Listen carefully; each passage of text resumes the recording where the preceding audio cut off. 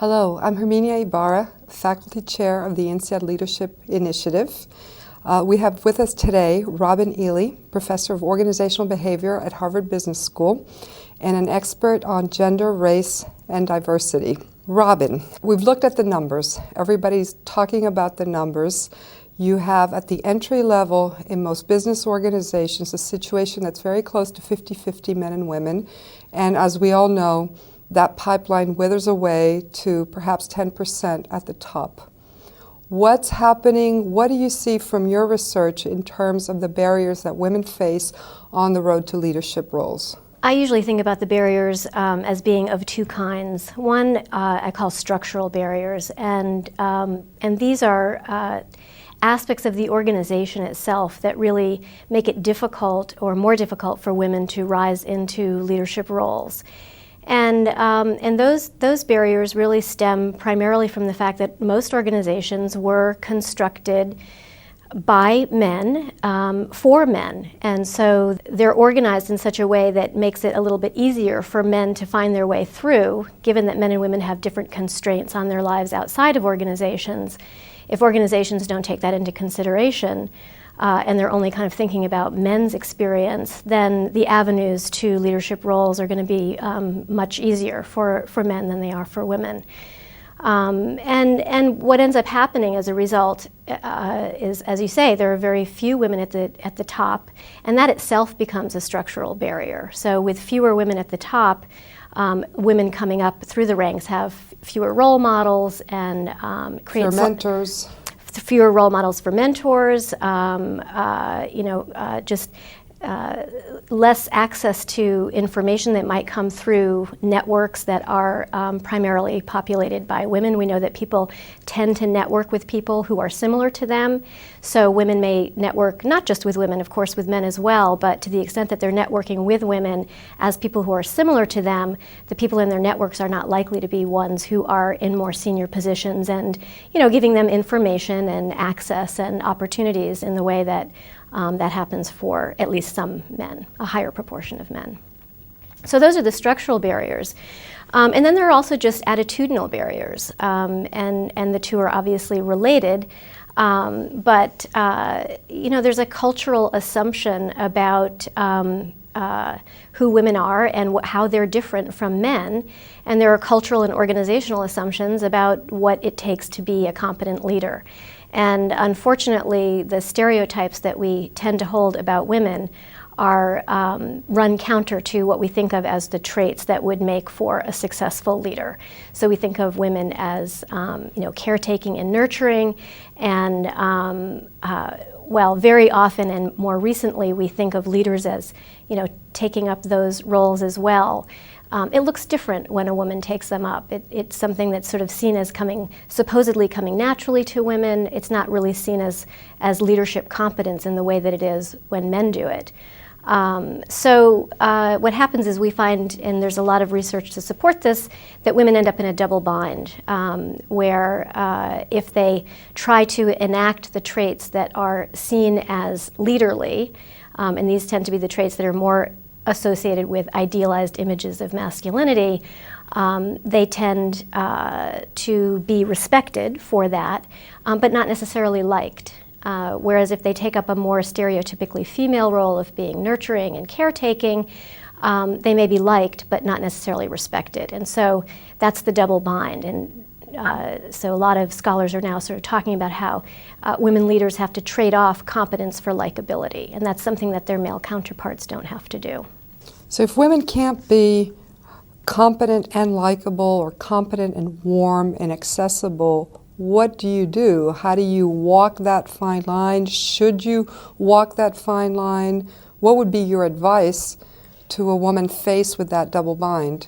Well, I think the advice that women seem to be getting now, and this is sort of a lot in the media, this issue of the double bind, I think that the advice that they're getting is actually not very good, and that is, you need to make sure that you are walking this fine line, that, make sure that you're warm enough so that you're seen as likable, but not too warm so that you're dismissed, and then you have to be, masculine enough so that people take you as competent, and it's this sort of, I think, impossible situation for women. Well, we saw that with the U.S. presidential election, where on the one hand, Hilary Clinton was getting messages that she wasn't something enough, and as she tried to adjust, questions were raised about her authenticity. Right. Is it really her? Right. And so what you seem to be saying is if you try to manage to the double line, you will be viewed as a fake, and so it's self-defeating. Well, I think not only might you be viewed as fake, I think you're basically, as we definitely saw with Hilary Clinton, she, what one person sees as warm enough, another person doesn't see it the same way, and you're always going to be, if you're trying to navigate that line, I think you're never going to satisfy everybody because people have different points of view about so what's enough. the answer? Is it the be yourself? It's not a sort of a question about authenticity in the sense of, look to yourself and see who is the real me. Am I really warm? Am I really this? Am I really that? No, I think that the task of leadership is about advancing a collective goal. And what I would advise to women is to not worry so much about the image because it's draining to spend all your time worrying about how this person is seeing me or that group or whatever it might be. There are stereotypes out there. They're going to be attached to you. At the end of the day, I believe that women's competence is going to be measured by how much they get done. And I think being attentive to the needs of followers, understanding when they need one kind of leadership versus another, and really enacting that in the service of something that sort of the leader and followers are there collectively to accomplish. I mean, this isn't a sort of popularity contest. This is about getting work done. And at the end of the day, I think really good leaders, whether they're men or women, quite frankly, that's what they do. That's what they do. They advance a collective goal, and they understand that sometimes it requires one kind of style, and sometimes it requires another. And so I think the capacity to really be able to read followers and to, well, I say followers, right, to read the group, read the needs of the kind of constituency around you that you're trying to lead is going to be far more effective than worrying about image management. Most organizations I know are really trying to get a handle on this and would very much like to improve their numbers and are certainly spending a lot of money in all kinds of diversity programs. Based on your research, what would you recommend? What can organizations do to get better results for their efforts and to really pave the way for more women leaders at the top? Well, I think one thing that they can do is to, and this goes back to those structural barriers that I was talking about before, and really taking a hard look at a lot of taken for granted practices and policies in the organization, and really looking at the ways in which those the way that work gets done, the way things are normally done in the organization, really taking a look at whether those have a differential effect on men and women. And I think that what I've seen when organizations really take a hard look at themselves and really look at things like the language that they're using when they're evaluating men and women, or looking at simple things like when they hold meetings, knowing that very often women are the ones who are responsible, of course, for child care, and even if they're not taking care of the children, they're responsible for picking them up from child care, which means they've got work hours that are more constrained than men. Sort of taking a look at the norms of organizations and how some of the things that organizations are doing and the way they get their work done and the way they're defining things are having a disproportionately negative effect on women. And that's a complicated and messy process. It's harder to dig into Yeah. how work gets done Yeah. than to simply create a program. But, I think that what you said is exactly right. We're not seeing a lot of benefit from diversity programs, and there's some research that suggests that that's the case. And it's because I think there's been a wish on everybody's part, quite frankly, that they could solve the problem with a program. I'm not saying that programs are unnecessary. I'm not sure that we're necessarily doing the right kinds of programs, but I don't think a program is going to fix the problem. Well, it's a deep problem. There's been some interesting work that's come out recently that shows that most progressive companies have in place some kind of measurement systems. They have in place networks for women. They certainly have in place different kinds of flexibility programs, but very few of them actually take a look at their leadership pipeline, how it's developed, their succession planning, leadership training for women.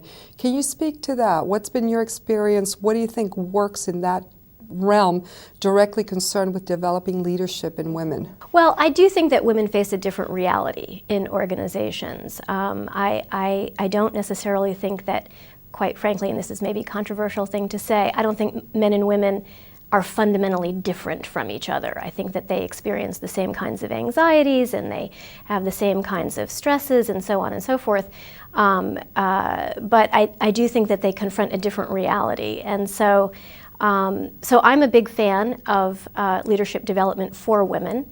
I know that that's a bit controversial and that some women sort of feel that they don't want to be singled out as someone who needs to be fixed. And I don't think of it as fixing the women. I think of it much more as equipping women to deal with the situation that they're confronting, which is very often different from the one that men are confronting. Should the content of a leadership development program for women be different than the content of a leadership development program that is mixed, includes both men and women? Or is it simply the fact of bringing women together in a leadership program? Which do you think is the... I think it's both. I think there is real value to just bringing women together and having them connect with each other and share their experiences. So I think that alone is valuable as an aspect of leadership development. All leaders need to learn how to embrace the kind of mission of the group that they're leading and figure out the way to mobilize the group toward that collective goal. So that's not different for men and women. But I think that because women do face some different barriers around being able to do that, that it's helpful to bring them together and have them to discuss what may be the challenges that they might share with regard to mobilizing people towards a collective goal. No, I mean, I think that said, it's sort of interesting as I think about leadership development and I think about what we were talking about before with the image management. Looking at women's experience in that respect actually, for me, also informs what we ought to be doing with men around leadership development. So I think there's really, it's one of these sort of times of what I call, learning from diversity. Taking a look at the situation that women confront. There are elements of that situation or ways of navigating around that situation that might be similar for men. And helpful to and helpful, them. Equally helpful to men. I mean, we may not think so much about these sort of public image issues and how much they get in the way of actually exercising effective leadership, except when we look at women struggling with trying to find what is that image.